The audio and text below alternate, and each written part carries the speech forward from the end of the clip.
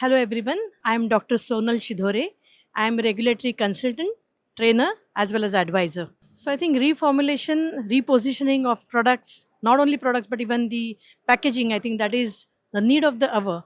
And of course, one should not do it hastily, but again understand it, what is happening worldwide, what are the upcoming regulatory trends, what are the consumer perceptions, and accordingly, how best you can put your product into the innovation pipeline, keeping compliance as a foundation. I think that is very important, and make your product relevant for consumers, and that would give you, like good competitive edge. Actually, I'm amazed, and during the session and even after session, what I've seen it, there are so many startups coming in and they want to explore, and I think CMPL is really providing very good opportunity for connecting with all the contract manufacturers, and there are so many new things, even I have learned during this like visit for the session, and prior to that I had a quick round of some of the booths, and it's amazing what you should do so that we will feel proud about India. So we already have Make in India as a theme,